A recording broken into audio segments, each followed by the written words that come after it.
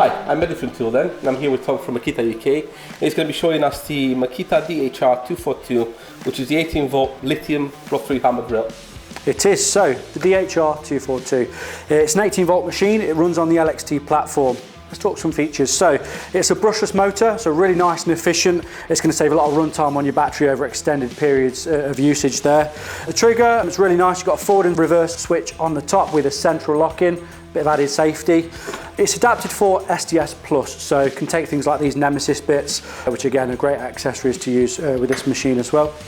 Going down to the settings on the front, you've got three settings, or three modes should we say. So you've got rotary only, rotary with hammer, and hammer only. And if you're wondering what the extra button is for, that is if you've got a chisel point on the end, you can change the angle manually rather than having to buzz the trigger and then lock it into place in hammer only for your desired angle.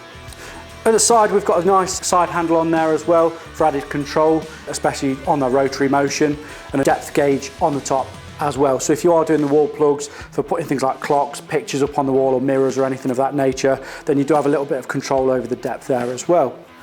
But with this machine as well, if I just go across, we can get a nice dust box. This is a DX06 dust box, which creates what we call an at-source dust extraction option.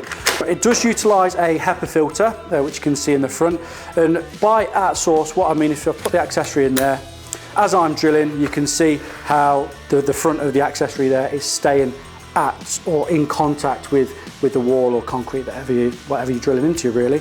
It's a really nice, unique, harmonised system there with that dust box as well. So max capacity into concrete is 24 mil, as well as smaller fixings as I said as well, but maximum 24 mil into concrete. 2 joules of energy, so great for sort of mid-range applications, both domestic and trade backgrounds.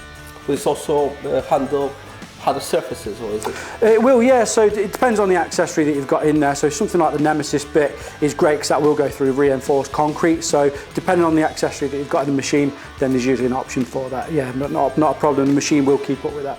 Well, that's brilliant. Grab yours today from Toolden.co.uk.